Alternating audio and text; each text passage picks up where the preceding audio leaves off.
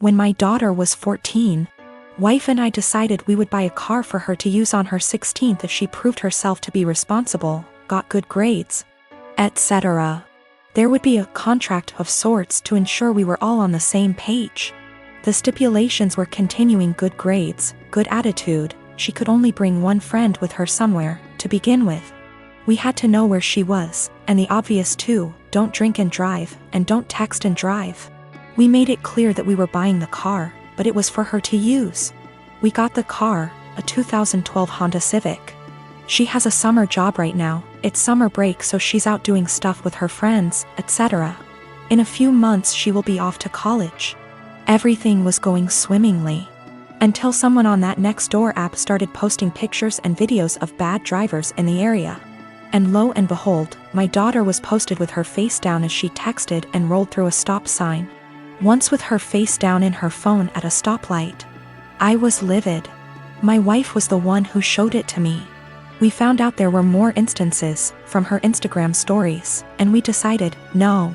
Wife and I up and sold the car. We didn't lose very much in the process, except of course our daughter completely came unraveled. It's so unfair, I didn't hurt anyone, everyone's doing it. How am I supposed to get to work? What about when I go to college?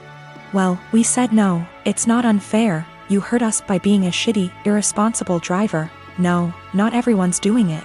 You can walk, ride your bike, or take the bus, and as for college, you don't need the car to get to and from classes, and again, ride your bike or walk. She tried to play the "how can you send your daughter to college without her safety in mind?" card, and I said, well, now you're concerned about safety? And she just up and screamed. This has everyone in our life up in arms and divided. Her grandparents think we're being over the top and awful, that grounding her would have sufficed. They've threatened that they will buy her a car again if we try to send her to college without one. The car is already sold, so there's no going back.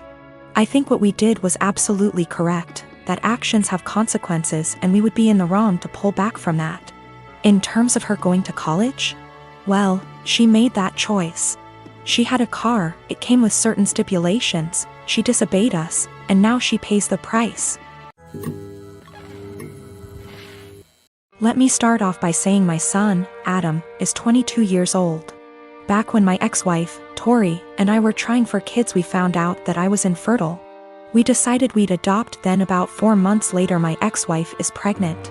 I was thrilled because I thought maybe the doctor made a mistake. No, I was wrong. My ex-wife cheated on me and I didn't find out until 20 years later. Tori told me 2 years ago that she cheated on me. And we did a paternity test to make sure, and well, he's not my biological son. My ex and I divorced a few weeks later. Ever since my son found out the truth, he wanted to meet his biological father. He did, and they started to become really close. It hurt me much more than I thought it would. He's an adult, he can make his own decisions, but it hurt really bad. They started to bond really well, and all of a sudden Adam became really distant from me. It's been like this for almost a year and a half. I tried to text him to make plans for dinner and he said he's busy with Chris, biological father.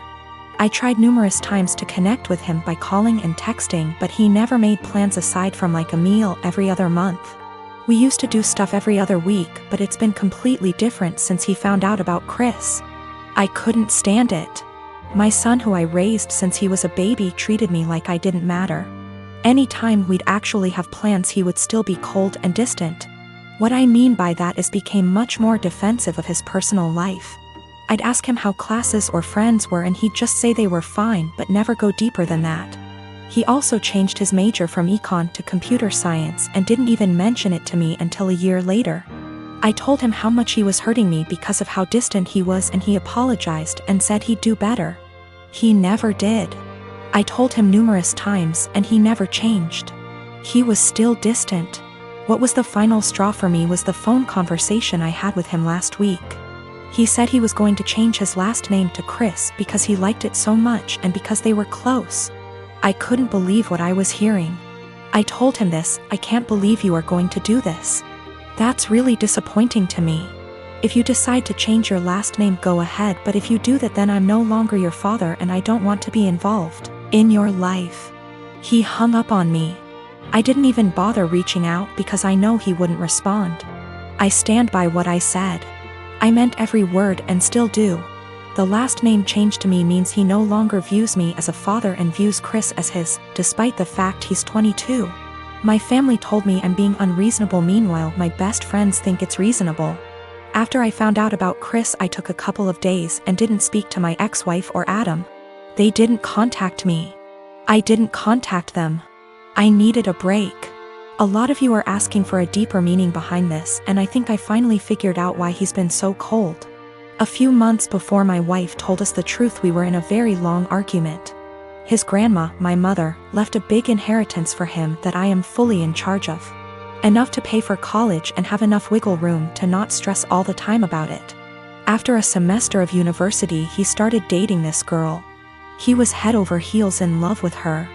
I never met the girl, so I have zero clue how she felt about the relationship. Suddenly, after a few months of dating, Adam asked me for about $3,000 to be deposited into his account from the inheritance. I already paid for the semester, so this was odd to me.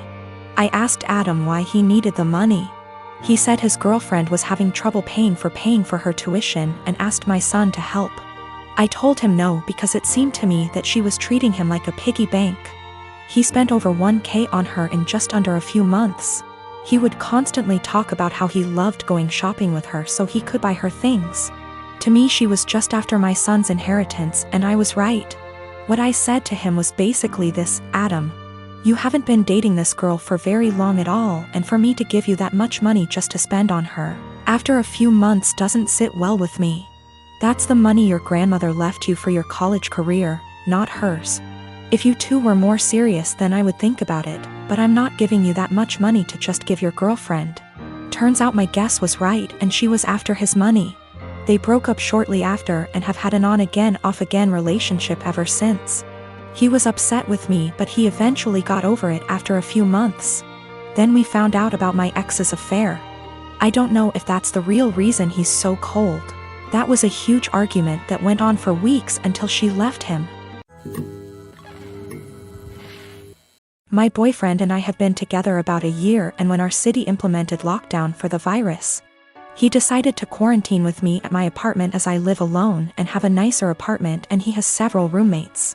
Mostly it has been going well, and thankfully we both still have jobs.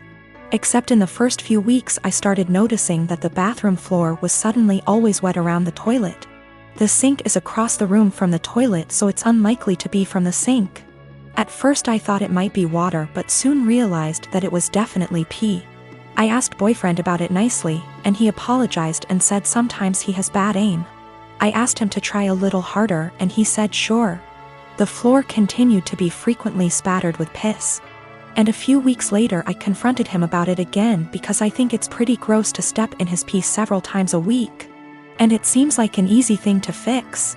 If he misses the toilet, I think the very least he could do is make sure to wipe it up with toilet paper or a Clorox wipe. The cleaning supplies even live in a cabinet directly over the toilet. He said sure, sorry, he would try to remember to do that. Another week has passed, and while maybe he's doing this sometimes, I've continued to step in splatters of his pee and wipe it off the floor and clean the floor several times a week. I thought about asking him to just pee into the bathtub or something instead, because I don't understand how you can pee on the floor by accident so often and not notice and not clean it up. Last night I got up to use the bathroom in the middle of the night and absolutely stepped in piss for the 12,312,301,298th time. I had it, and I didn't want to pick a fight or ask him again since it seems clear he can't or won't change. So I got one of my dog's wee pads from when he was a puppy, he is well trained now, and cut it up a bit and taped it down to make a sort of skirt or mat around the floor near the toilet to at least absorb the piss. Boyfriend saw this morning and is furious with me, saying that I'm calling him a dog, comparing him to an animal, etc. Honestly, I was not thinking that at all.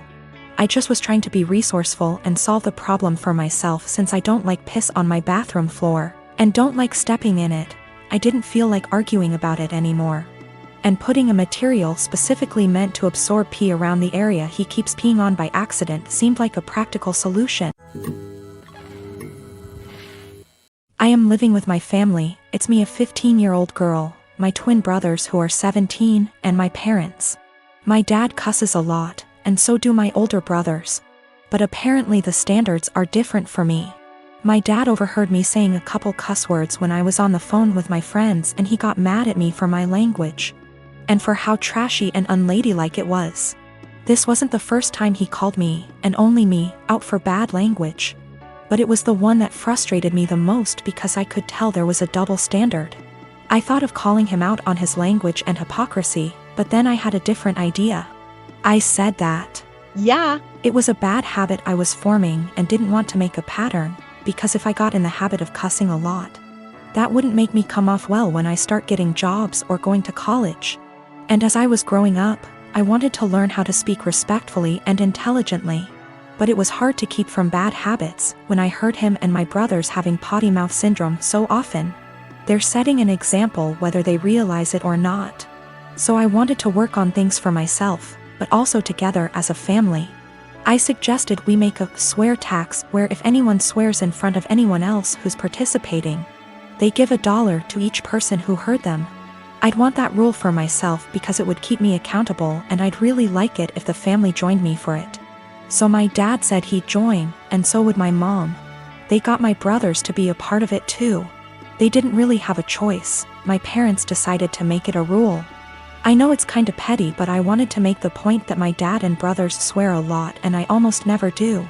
In the few months we've had the rule, I've gotten about $250 from hearing my dad and brothers cuss. And have not sworn once.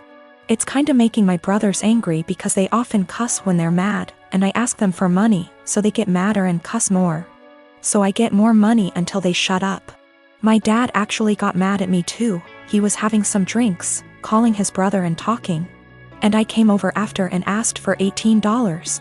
He actually said he wouldn't give me that much, and there should be a cutoff. He gave me $5, which sends a weird message. Like swearing is bad, unless you want to swear a lot, then it's cool.